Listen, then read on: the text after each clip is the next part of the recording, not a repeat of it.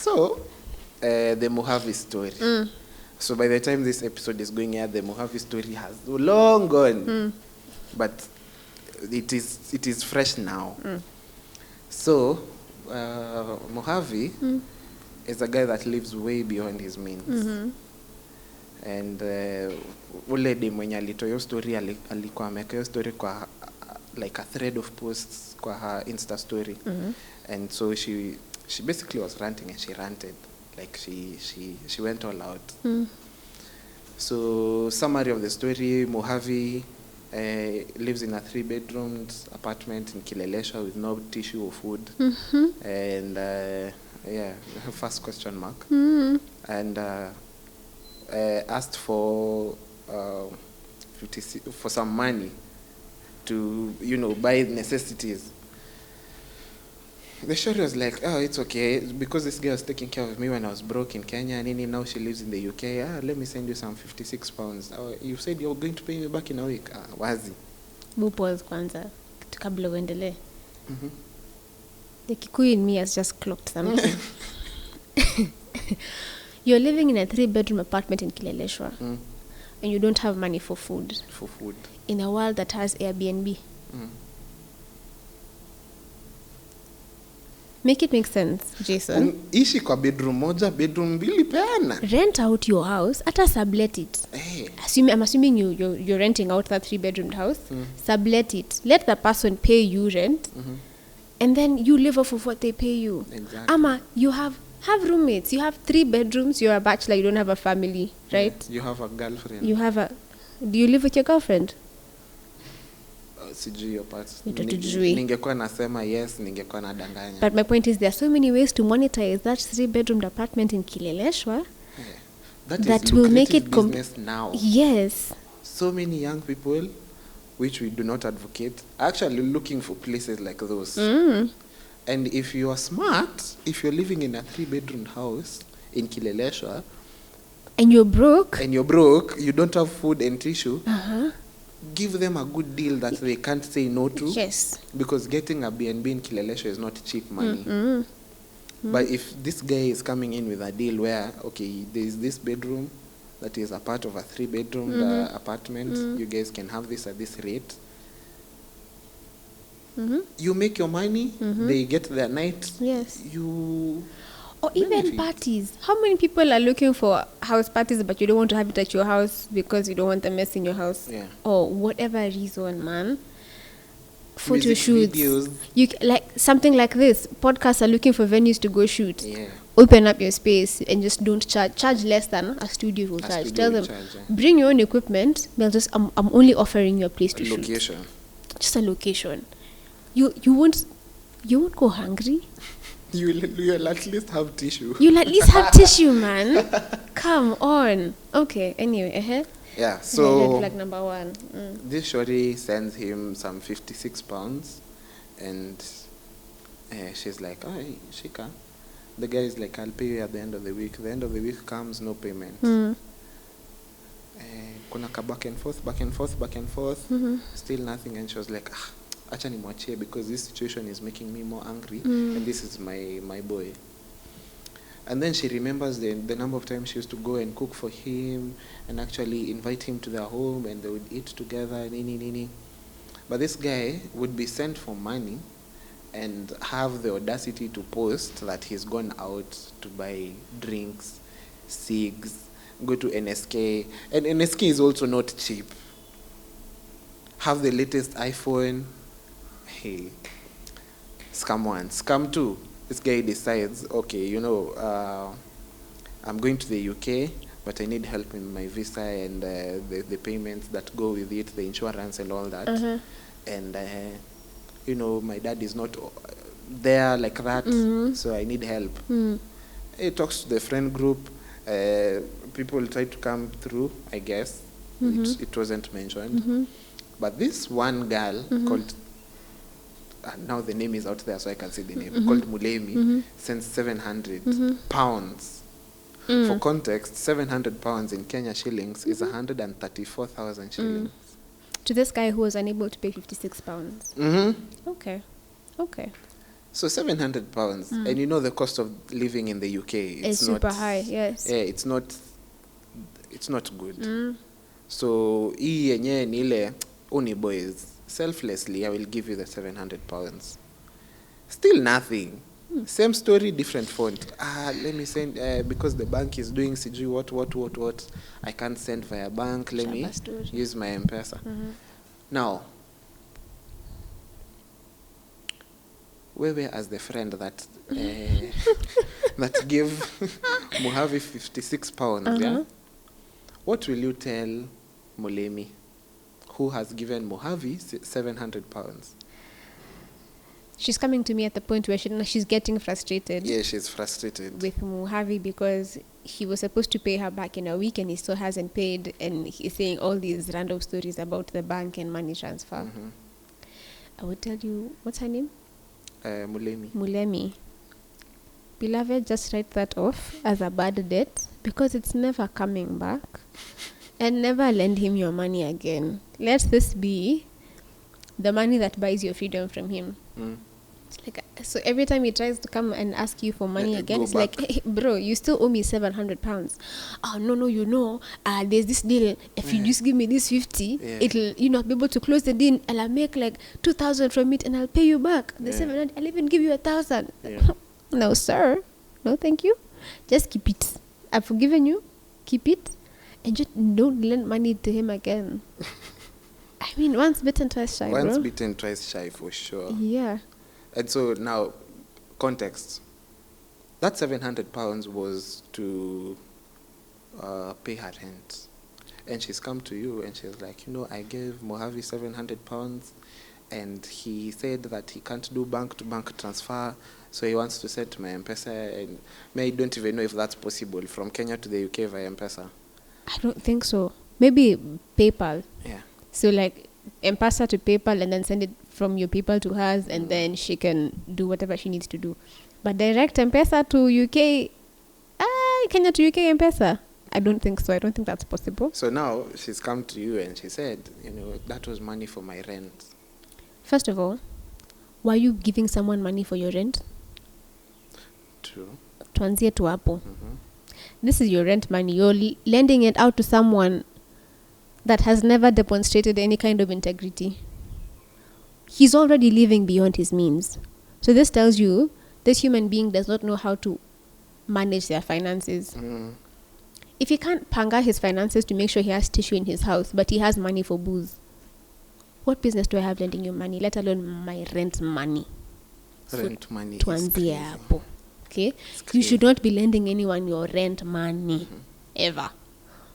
Unless they're sick and dying in hospital. But otherwise, no. After if they're sick and dying in hospital, rent money? Rent money? Rent money? Tuanzie tu hapo. What were you thinking? Umepatiana your rent money because someone is sick and dying in hospital, and then unfortunately they don't make it. So first of all, if by the time you're giving out money because someone is sick and dying in hospital, you don't expect that money to come back. That's gone. Yata kama itarudi immediately. Itarudi maybe a year later because there'll still be hospital bills to pay at the end of the day.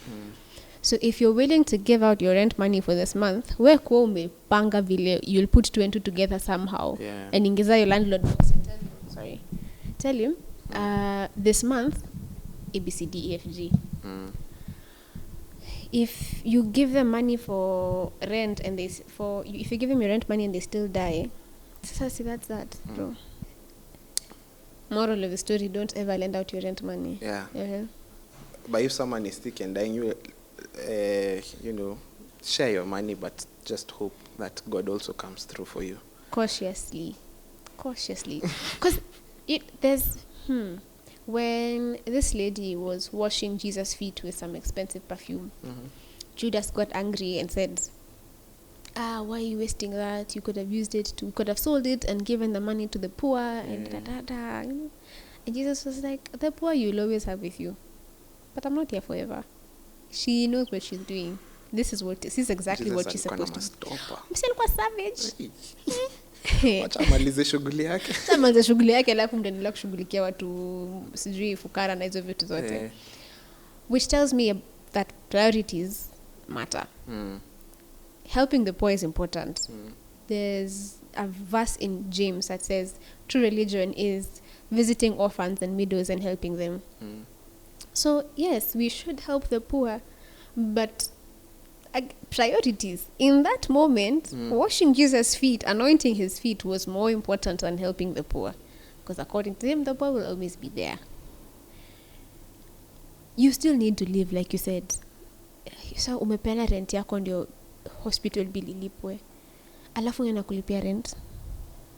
Mimi hata kulipia rent, unaona historia, I have to put on my oxygen mask before I help you put yours on. It's important. Because sasa nikose kuvaa yangu, to struggle kukuvalisha yako, alafu mimi niende, tumesaidia nani? Ile saa kama bado najaribu kukuvalisha. Mimi niende tu. Nikwe marehemu. We have to be responsible as adults. I think tukubali tu sisi watu wazima, and you need to be responsible and take care of yourself. Take care of others after you've taken care of yourself. There's room for self-sacrifice, but within reason, in my opinion. So in that story, in as much as everyone is siding with the girl that was lending out the money, there's also some sense of responsibility that she should have, practiced. You lent out this guy some money, he didn't pay back. That clearly shows that this guy is not a man of his word. And then you still went ahead to send him, because she actually did that again. She actually sent him some money. And this time it was crucial money because her rent was due. And, at first she said she learned her lesson, but out of ile pity and out of, we were friends, she sent money again. And then he did the same thing. And funny enough, she was in the friend group, but he also had borrowed money, and they were all complaining that this guy hasn't paid us back. So I remember there was a story about he borrowed money from his ex to pay someone else, and didn't pay that other person. And it was a lot of money, like 115,000. So this guy casually just had 230,000 shillings. Chilling. Anapost tu akona iPhone latest, ameenda sijui wapi, amebuy seeds yako, post happy zako na kwa deni zako, watu inazoka ngapi? Mjamani mnoma. Ni oh my goodness, untrained scammer. Thank you for reminding me. Mind you, the guy mwenye alikuwa amempatia 115k at first, wachana the ex, apparently shule wanaitanga M-Pesa kids, which to me was, oh my gosh. So yani uko kwa shule yenye, even if you have that 115,000 shilling in your M-Pesa, but you're still funded by, let's say, M-Pesa, there's a whole, like your, there's a whole, what's it called? Ni kama fund, wanaitwa trust fund babies. Yeah. Okay. So like those are M-Pesa kids. See trust fund ni scholarship babies. Okay. Kuna a whole class. Yeah, okay, as we are paying our own school fees and we are living in our own means, and then you guys are being supported by, ni kama watu wa Job na SSP. Yo sijui ni kina nani. Self-sponsored. See, campus. Oh yeah. But think about it, guys. By the time because that chick was saying she gave him 11k for groceries. She's not suffering. She really isn't. 11,000 shillings for one groceries. One human being. What are you eating? And then she was complaining at you guy, I was eating Indomie and bread for a whole week. I shall not suffer like that. That killed me. You sent someone 11,000 Kenyan shillings to buy groceries. No, it was the money she uses for groceries for that week. She uses 11,000 shillings for groceries. In the UK though? If it's in the UK, it makes sense. But in the UK, kuna Indomie. Iko. In the UK?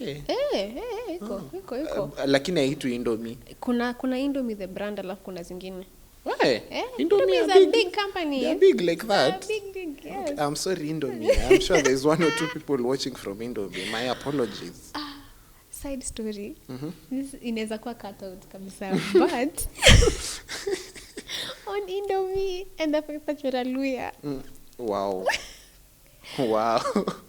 So, there's a friend of mine who's married to a Luya. She's Kikuyu. So, we'll joke about it once in a while. So, nikamuuliza, nani, inasikia ati KFC ya Kakamega iko na ugali. Nauzanga ugali. Uchokozi tu, akacheka kwa zile za, acha hata nikwambia sasa true story. Indomie decided to market themselves in Kakamega. Worst mistake. They bought a whole billboard and put it up. Indomie. I tell you, the locals protested. It was taken down that same day. Kulikuwa na maandamano juu ya Indomie. Kulikuwa na maandamano juu ni nini? What? Ni nini hizi chakula? My Kwa Kakamega serious. people. Unajua ule msee mwenye alifanya remix ya hii song ya your price is way too high, you need to cut it. But sasa kai remix. Ugali. Ufadi. That guy mimi sijui alienda Nimepaswa wapi. kurambwa. But this sijui mtu alienda wapi because remix zake zilikuwa Zilikuwa zina slap. top notch. Unajua jamaa, in as much as me I'm not Luya like that, but kila kitu alikuwa anasema was very relatable. Mchele inapaswa kulambwa. For sure. Chips ni ligi Mimi dogo. sijaishiba mchele. Siwezi kula mchele na niseme ati nimeshiba. So if it's not ugali, and I recently found out that I really love ugali. Kwanza ugali mayai is the perfect combination for me.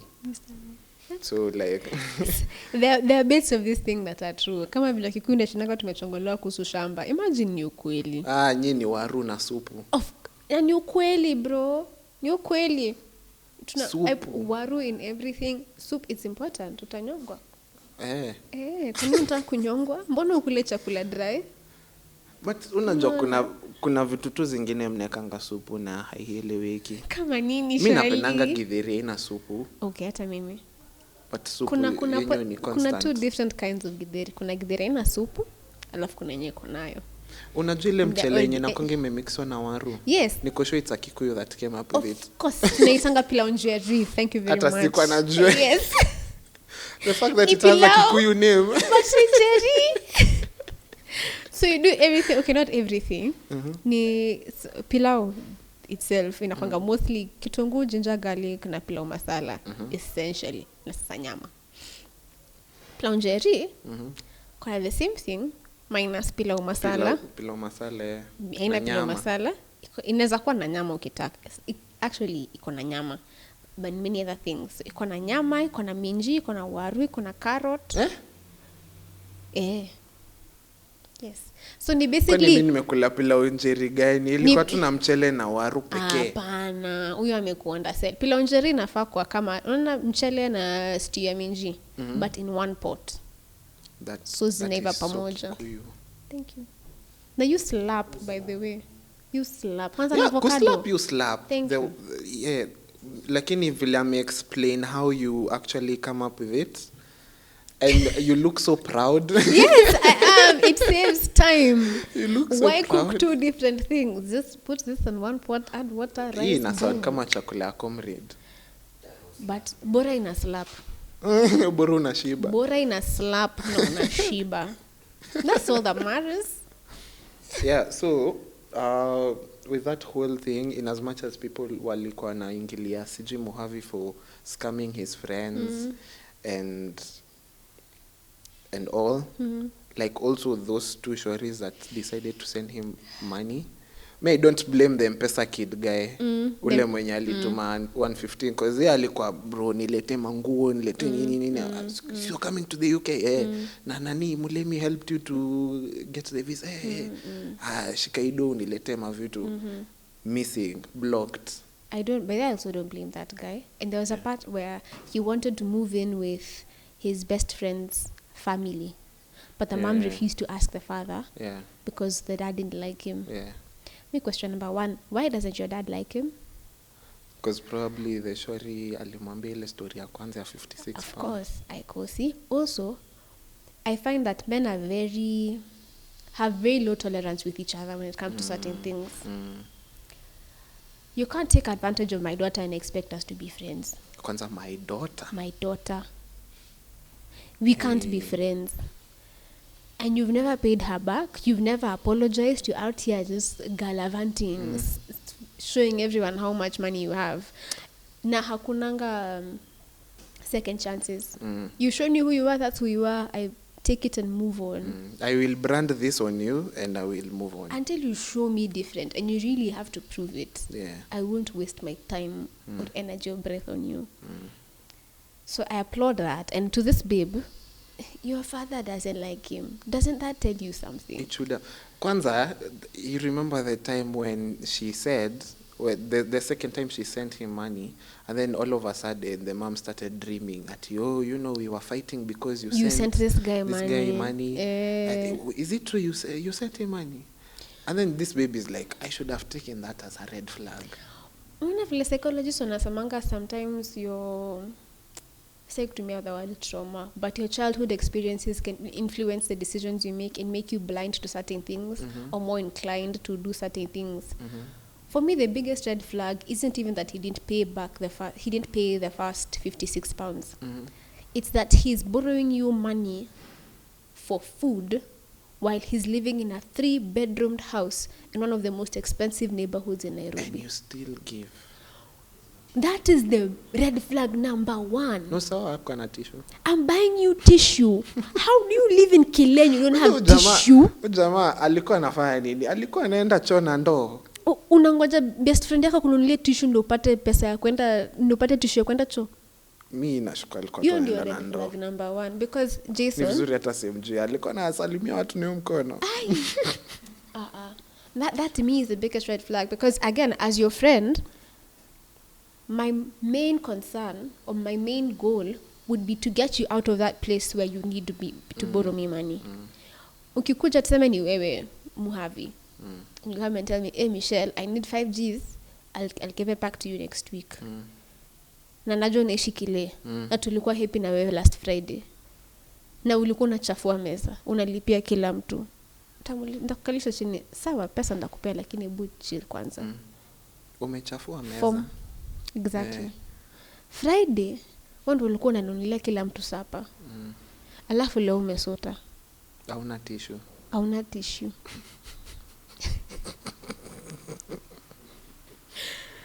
Make it make sense. I'd have to sit you down and talk about this because your financial management skills are horrible. Nitakupea lecture kama mzazi wako ya kukwambia you can't do this. You can't have spent 20,000 shillings in one night to come and borrow me 5,000 shillings for your food and tissue. That's foolish. So I'll lend you money now, but we need a long-term solution. Mimi hata sitakupea. Naweza sasa umekuja mimi kwanza nitaona umechafua meza. Umefanya nini? Okay, sawa. Nitakuuliza mbona una tissue? Oya. Sasa after hii yote au kufikiria una tissue? Ukibai mzinga huko unajua una tissue kwa nyumba. And also think like now just back to reality, and it just shows how people do so much to still maintain a certain societal level and image. Yeah, true. Because it's so sad that we are in the age or in the days where it's what you can do for the culture. It's how bougie you are, how how outgoing, how classy, how vibes you are, that maintains that level of adoration from your peers, which so many young people nowadays chase after. And it's not, you see, my dad always tells me that hang out with people who add value and not take that value away from you. And I don't think Mohavi was hanging out with people that added value. They were willing to add value. I don't even blame his friends, because the fact they were willing to lend him money so many times, to me it tells me they genuinely cared. Mojave's problem is lack of self-awareness and trying to be someone that you actually are not. So you find yourself in a situation where all your friends are rich, or most of your friends are rich. So a self-aware human being will know, I'm not at that level, but they're still my boys. So when they're going on to do A, B, C, D, F, G, I won't force myself to fit that image. If I can't afford it, I'll just be like, guys, you go have fun. Tutatafuta place sisi tuta hang out. Ile siku tutakuwa tunaenda kucheza PS, hiyo inaweza come. Ile siku tutakuwa tunaenda mitanga taf, kucheza ball, tutaenda. Hiyo ni tunaweza afford, and we're still going to enjoy ourselves and bond as friends. But mkienda kula sijui hoteli gani hiyo, mi siko.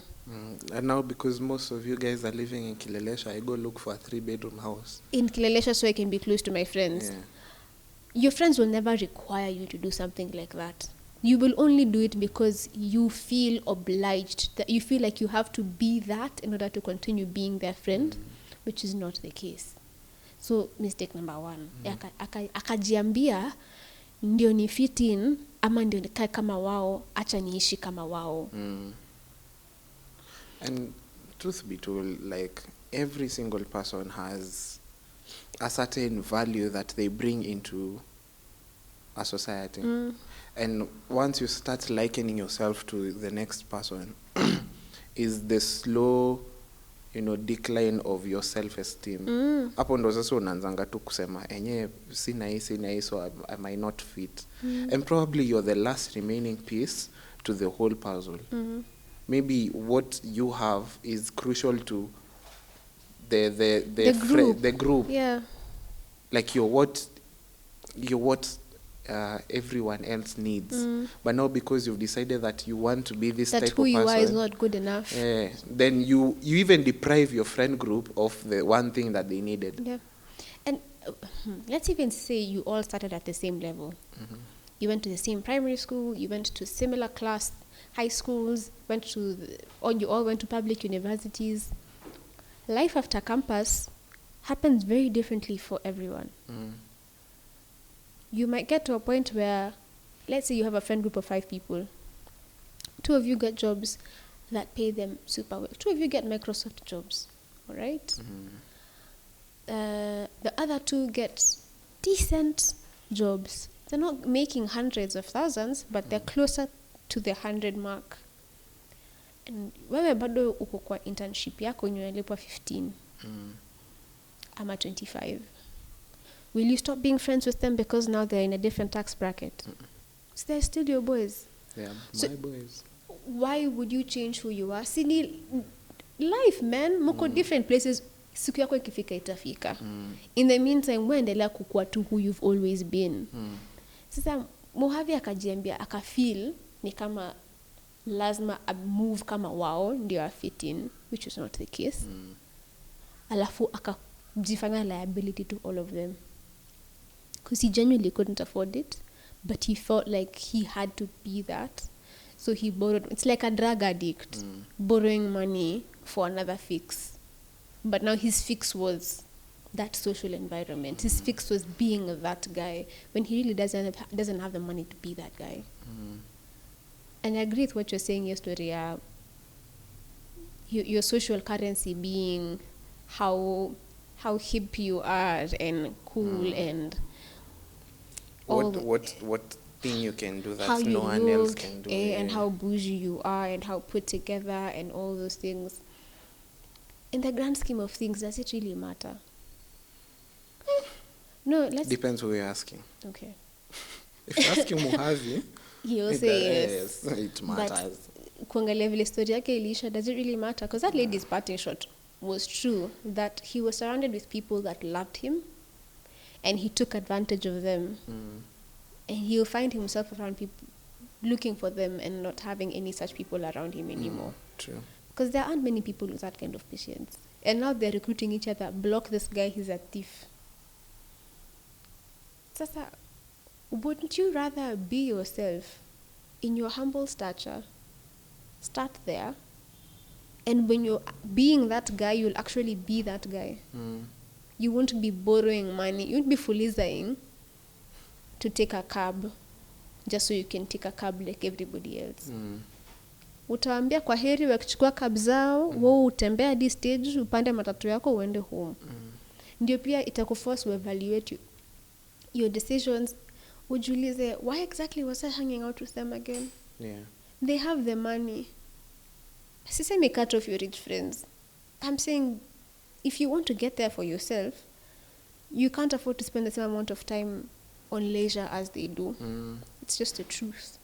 And kuna mali itafika tu useme okay guys, and there's no harm in saying no. And that's the sad thing about young people today. They don't know when to say no or how to say no. There's a fear that you lose your friends. Yeah. Ati mimi sitakuwa best yako kwa sababu wewe ukwangi form. Unanga form. Wewe uko chini bro. Kuna sana kwanga hivyo. Kuna sort of cut off juu unanga form. Unashinanga kulikuwa na video ya sikumbuka kaitwaje, but hawa watu wenye walihit time ya Vines. So kuna skit of a guy who's always working na laptop kwa tu nini, bro, you're still working, the work don't stop, the grind don't stop. Mko kwa pool akapo na laptop, you're still working, the work don't stop, the grind don't stop. And so the gag was, I think I know the guy. you know that I tumemwona mahali, Yeah, but sikumbuki jina yake. The gag was, there's that friend who's always hustling. Yeah. And sometimes they can be annoying because you want to spend time with this guy, but they're always working. They're always working. Let them work though. Hata akiwa hapo na wao akisema the work don't stop, the grind don't stop, si bado hapo na wao. He's still chosen to be there. He's still chosen to be there. They're still allowing him to be there. Cutting you off means tulienda tukahanga na tukukwambia. Unaona? Na kama ni hivyo, acha waende, acha kucut off. There's something our teachers would tell us all the time, and it would feel like they were just being bitter. Well, especially your high school. Because you know, when you leave the school, some of these people, you'll never see them again. You know, you'll never talk to them again, which is true for some people. I know some people who were best friends in high school who are still best friends now into their 30s. It happens. Yeah, that's true for me. That's fine. See. But for a lot of people, that's not the case. But does that mean that you end up being lonely? If you lose your high school friends, you've lost all your friends and you don't have friends anymore? No, you make new ones as you go along. Women leave abusive relationships where they've been isolated, and once they're out of it, they find their way back into society and they find real ones. There's an assumption that you have to make, if you don't have your core friends by the time you're 25, you are doomed to a life of loneliness. Like that's it. But it's not true. You meet people all the time. All the time. And you don't need a library of friends to be secure socially. Really you don't. You really don't. You can fulfill everything you want to fulfill in life with 2 friends. Exactly. Just 2 real ones. You're good. You really are. And you can meet them at any point in life. You can meet them when you're 35. You can meet when you're 50. You just have to have that commitment. And that's the other thing that now, the flip side of it, when you're young, you have a lot of time. And you spend a lot of time with your friends. And the more time you spend with them, the closer you get usually. But as you get older, you realize a lot of those friendships are very superficial. And they were all about the good times, but not really being there for you through thick and thin. So you shed off a lot of those superficial friends as you go along, and then you find yourself with your core 2 or 3 or 5 if you're really, really lucky. And you hold on to them so tightly because you've been betrayed, like Madam, former best friend of Mojave. So you're like, if you haven't proven yourself already, I don't want you in my circle. So you become very protective of your space, and you keep people out, or you don't venture out to make new friends. And that can be limiting in its own way. Ama you're just tired. Your life takes over. When you're so busy, you now have to be very intentional about maintaining the friends that you make. If you meet someone and you decide, I like this person, I want us to be friends, you have to go out of your way to sustain that friendship. older people have a problem making phone calls. Their culture when they were growing up, or rather as they were entering adulthood, was visiting each other, physically coming to your home. That's how we spend time together as friends. So if they can't physically meet, you'll find they haven't spoken to each other in months. Sometimes years. Yeah. And you're wondering, you have their number. Just call and say hi. No, but it's a millennial thing. Just call and say hi.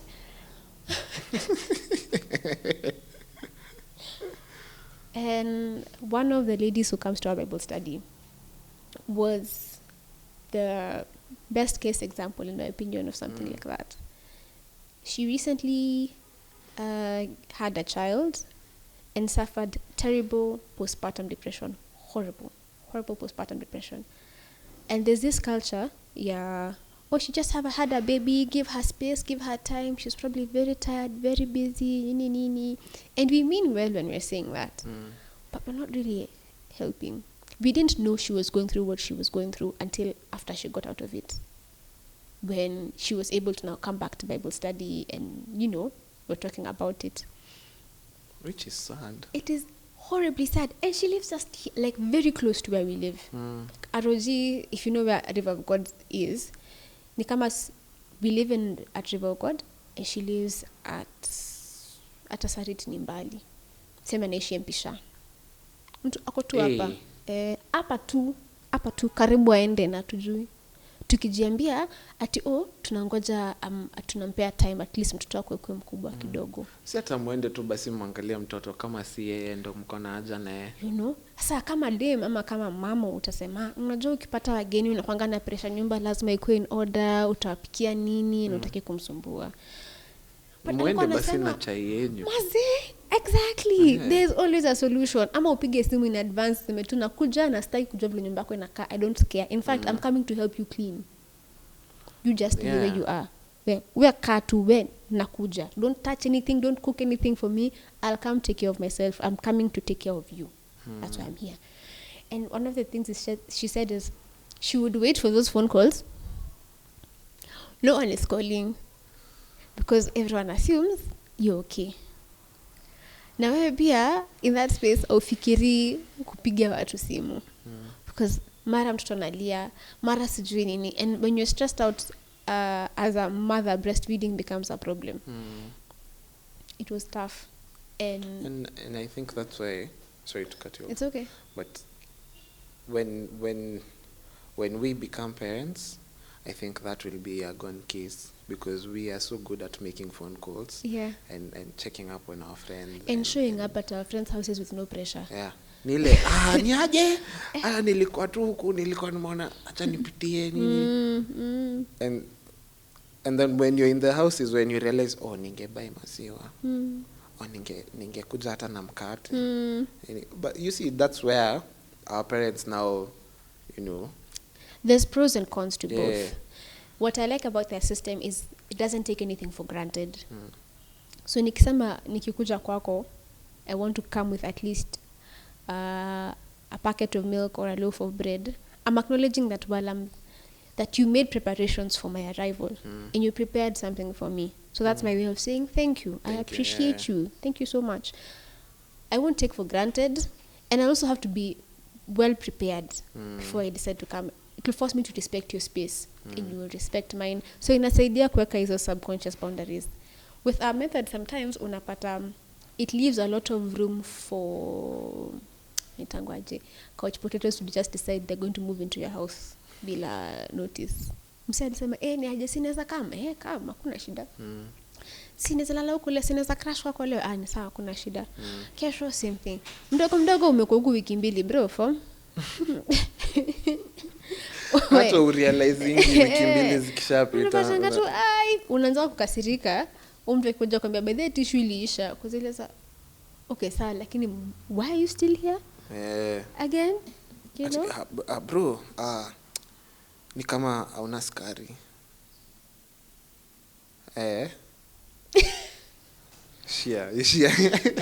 Toka enda. Na hiyo story ya naitwaje? Tukirudi kwa story ya Mohavi. when I think of, I feel like there are so many levels at which she could have drawn boundaries without cutting him off entirely. So nalikuwa ameanza vizuri at first, vile akasema I've learned my lesson, I won't lend you money again because it's just going to make me angry and it's going to ruin our friendship in this way. So resent too for no reason. Ni sawa, we are still friends, I forgive you, but don't ask me for money again. As a boundary, you continue to enjoy the other aspects of your friendship. Haya.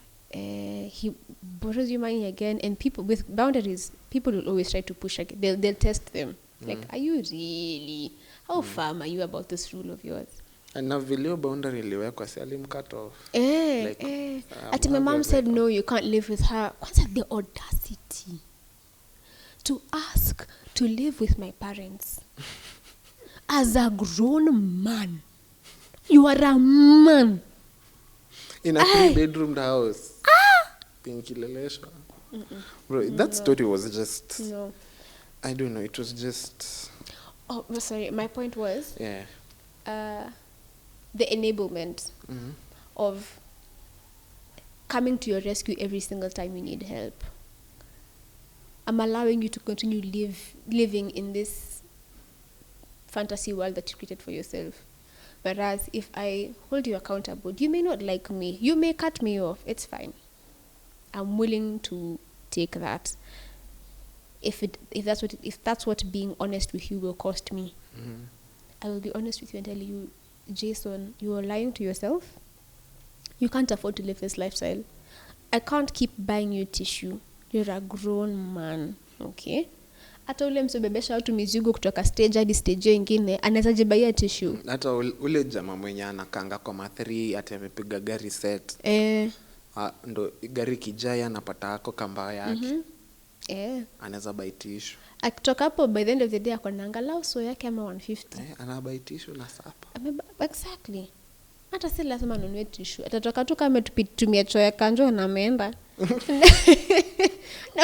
Na siku hizi kuna zenzi kuna bafu. Kwanza ya Garden City kuna hot shower. Na ni public? Ni public. Hot shower? Hot shower. Ulijuaje? Sijui nikienda home, nikitoka Garden City, iko tu hapo stage, iko tu hapo. Kushua? Iko hapo Homeland. As in me, so the whole... enable allowing adults to be children for too long is a problem. So ukikasirika atajam, lakini at least umemkumbusha ni mtu mzima. Angalau. Kumbuka tu, we si mtoto anymore. You're not 19. This behavior is at 19, fine. I mean, still, but we can forgive you. 27, 28, you're being fed by someone else's mother. You're pushing it, bro. Na ni kwa sababu that someone else has talked to their mother. Hata si mama ya wenyewe. Bro, acha hizo. Jazisha mat. But anyway, hata pia we shouldn't... Because kwa history yote, mi sijasikia the mom or the dad anywhere. And Omara, there was this court case and all nini, so I still hope that he's doing well. And he's doing okay. In as much as he has all these issues and stories, I hope he's doing okay. Like, siku hate, mali namhurumia is the emotional state of mind. Unavyo umesema, when you start comparing yourself to other people, ndio umeanza kuwa self-esteem yako. You've already decided that you're not good enough as a person. So you have to be like other people so you can be worthy. And it forces you to now copper money so that you can, maintain the person you think you want to be. His biggest problem isn't that financial literacy. It's that low self-esteem and lack of self-awareness. Hapo ndo na feel, mazee bro. What? Because truth be told, low self-esteem can lead you to make horrible decisions. Yeah. Horrible decisions. Self-respect goes a really long way. It's truly underestimated. See, a lack of self-respect is what is making a lot of women willing to sell their bodies for an iPhone. And in their minds, they are not selling their bodies. It's Nani does it, and also Nani's friend does it. I'm not a prostitute. I'm like, not on Koinange, so I'm not a prostitute. Yeah. But really, if the only reason you're with this man is so that when Your you rent is sleep with paid. him, he will pay your rent Yeah. and he will do ABCD things for you, Yeah. that is a financial transaction. And the goods being bought are you. So be honest with yourself. When kama our OnlyFans girls who are, at least they don't lie to themselves about what they're doing. Yes, this is what I do for a living. It's still horrible, but Yeah. at least they're not lying to themselves about what they're doing. They are honest with themselves. Be honest with yourself. Yeah. There's a verse that says, the eye is the light of the soul. And if the light is darkness, then how dark is that darkness? Nile, kuna kudanganya na dunia. Lakini kawe umejidanganya. Hiyo ni mbaya. Ni Mungu akutoe hapo. By the way, ni God. Ni God akutoe hapo. And like you said that, and I had a point in my head. Imepotea. Imepotea. I'm sorry. But it's okay. Stick to nenyo. So but from this whole story, what I got and what I still believe is true is the fact that you have so much value in you that can mean so much to people, and only if God reveals that value to you, you will never be satisfied with who you are. You will never find that inner you that is greater than the one in the world. Yeah.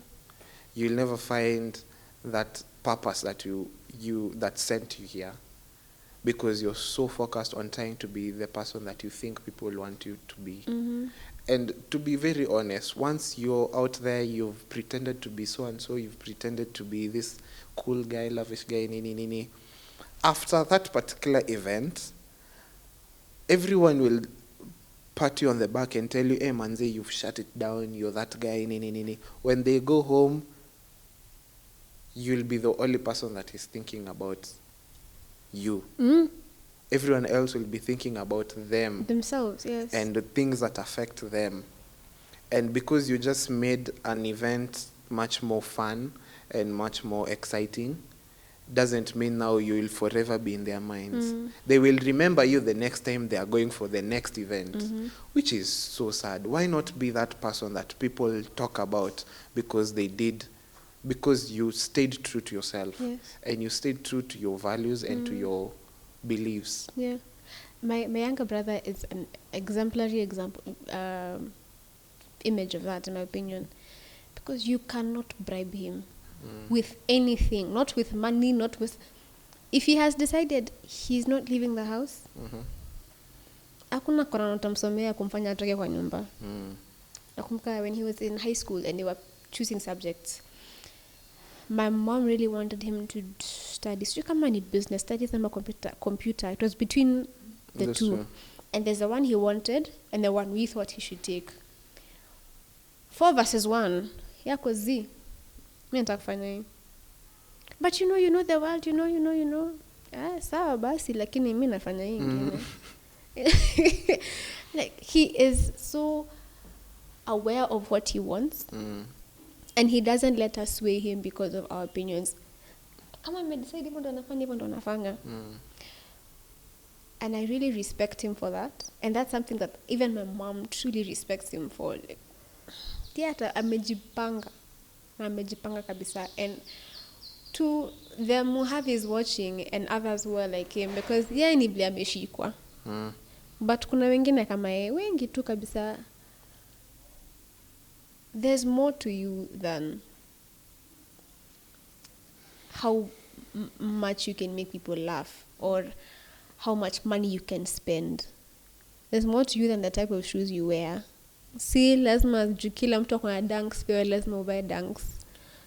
Surely. What? Mimi nilikwambia unakujanga kwa hii podcast na mission moja tu, na ni kuni attack in every way possible. Mimi nimesema sasa Sasa juu umevaa dunks kwa nini kitu mbaya? Si mimi nilikuwa nasema to the others watching. There's no shame in kununua nguo zako, viatu zako za 500 za Gikomba. Think long term. Okay? Think nini? What? Think long term. Think long term. Build your life. And it's usually young people who suffer that problem. So saizi uko kwa ile phase yenye you decide what you want to do with yourself. Try many different things. Tafuta kazi kama itakuwa ya kulipa 10,000 shillings every month. You learn something from that and do something else. And another, your real friends will not abandon you because you don't have as much money as them. They really will not. So stop thinking that. Take a break, by the way. Pause. Be exclusive with your time. Decide who you are and what you want for your life. And start where you're at. A starting point is just that. A starting point. You're not meant to stay there. So anzia hapo, even if it's not pretty, even if it's not glamorous, start from there and keep building. Your true friends will encourage you, they'll be proud of you, and they'll value you more for respecting yourself and knowing what you need to do to get to where you want to be in your life. Acha cloud chasing. Please, it doesn't lead anywhere good. Nimemaliza kupeana advice. Friends come and go, and there are friends that are there for a reason, there are friends that are there for a season, and there are those that are there for a lifetime. And if you find ones that are there for a lifetime, keep them. Stay true to yourself, and always know that he who is in you is greater than he who is in the world. And that is the best thing that I think I have learned from being a Christian and being in church. And as long as I always portray the image of he who is in me, then everyone else will just see the value that I have. I don't have to work so hard to earn their trust or to earn their, validation. That's the word I was looking for. I don't have to work hard to earn their validation. I just need to portray he who is in me, because he will guide my steps, my thoughts, and my actions, and that will be a blessing to the people that are around me. And that is the same thing that I will advise you. I don't have those many words that Michelle has, but just that. Just stay true to yourself, and always remember that he who is in you is greater than he who is in the world. And as long as you're walking in the guidance of he who is in you, you are way much better than who you think people want you to be. Yeah. And with that being said, make sure you like, share, and subscribe. Stay tuned for more episodes. Comment. And comment. Yes, continue the conversation in the comments down below. Remember, we're always open to correction. If you said something that is untrue or that you disagree with, we want to hear your opinion. We are not God. We are not always right. But if you agree with us, second our motion, please. Let people know the truth. And we'll see you guys next time. Bye. Bye.